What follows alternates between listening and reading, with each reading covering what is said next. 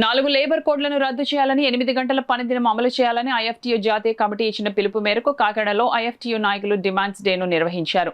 కాకినాడ జిల్లా కలెక్టరేట్ వద్ద నాయకులు నిరసన తెలిపారు. మంగళవారం ఉదయం కాకినాడ కలెక్టరేట్ వద్ద ఐఎఫ్టీయూ కార్మికులు ధర్నా నిర్వహించారు. ఈ ధర్నాకు ఐఎఫ్టీయూ రాష్ట్ర కోశాధికారి జి ఆదినారాయణమూర్తి, రాష్ట్ర కమిటీ సభ్యులు ఆర్ రాఘవులు, కాకినాడ నాయకులు చిట్టిబాబు, రామ్మూర్తి, శ్రీను, బంగారాజు, శివాశరణ్, వీరబాబు, రాము, శ్రీధర్ తదితరులు నాయకత్వం వహించారు. ఈ ధర్నాను ఉద్దేశించి జి ఆదినారాయణమూర్తి మాట్లాడుతూ కేంద్ర రాష్ట్ర ప్రభుత్వాలు పెట్టుబడిదారుల ప్రయోజనాల కోసం పనిచేస్తున్నాయని, కార్మికుల హక్కులను సౌకర్యాలు కాలరాస్తున్నాయని విమర్శించారు.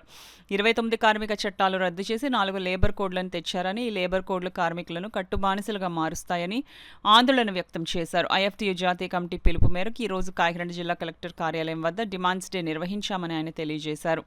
4 లేబర్ కోడ్లను రద్దు చేయాలని, 8 గంటల పనిదినం అమలు చేయాలని, కనీస వేతనం నెలకు 30,000 రూపాయలు ఇవ్వాలని, యూపీ నోయిడాల్లో కార్మికులపై పెట్టిన అక్రమ కేసులు ఎత్తివేయాలని, పరిశ్రమల్లో ప్రమాదాలు అరికట్టాలని, కాంట్రాక్ట్ అవుట్సోర్సింగ్ కార్మికుల పర్మనెంట్ చేయాలని ఆయన డిమాండ్ చేశారు.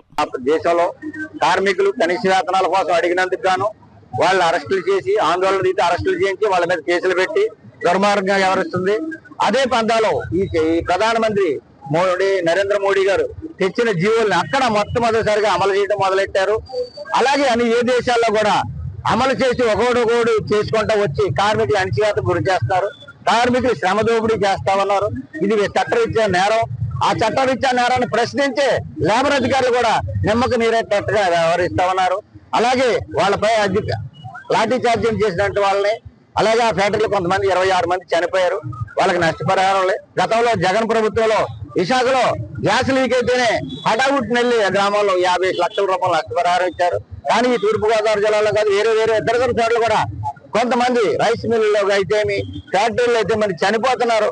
వాళ్ళకి ఎటువంటి నష్టపరిహారం ఈ రోజు కూడా మొన్న ఇక్కడ వేటలపాలెంలో బాణసంచ కార్యక్రమం కాలక్రమం కూడా జరిగింది. 32 మంది చనిపోవడం కూడా జరిగింది. వాళ్ళకి తూతూ మంత్రంగా రాజకీయ నాయకులు అందరూ వచ్చి వాళ్ళు పరామర్శించే కుటుంబాలకి మండగా ఉంటామని చెప్పినట్టు వాళ్ళు ఈ రోజు ఎక్కడ కనిపించట్లేదు. అలాగే ఈ 4 లేబర్ కోడ్ల వల్ల కార్మిక లోకం అంతా కూడా మండిపడుతూ ఉంది. దీన్ని రద్దు చేయాలి. పాత విధానాన్ని 8 గంటల పనిదినాన్ని కొనసాగించాలి. రద్దు చేసిన 26 కార్మిక చట్టాలని అమలు చేయాలని చెప్పేసి ఐఎఫ్టీగా మేము డిమాండ్ చేస్తాం. ఆందోళన చేస్తున్నటువంటి కార్మికుల మీద లాఠీ చార్జ్ చేశారు. 350 మంది కార్మికుల్ని అరెస్ట్ చేశారు. వాళ్ళకి బెయిల్ ఇవ్వకుండా నిర్బంధిస్తుంది. అక్కడ ఆదిత్యనాథ్ ప్రభుత్వం చాలా దుర్మార్గంగా వ్యవహరిస్తుంది. కనీస వేతనాన్ని అమలు చేయదు.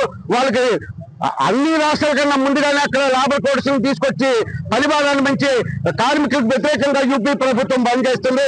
అలాగే ఏదైతే ఉందో కేంద్రంలో ఉన్నటువంటి ప్రభుత్వం కేంద్ర ప్రభుత్వాన్ని కొమ్ముగాస్తున్నటువంటి రాష్ట్ర ప్రభుత్వాలు కూడా చాలా దుర్మార్గంగా వ్యవహరిస్తున్నది. యాజమాన్యానికి అనుకూలంగా ఈ చట్టాలు చేస్తుంటే కనీసం నోరు మెదపట్లేదు.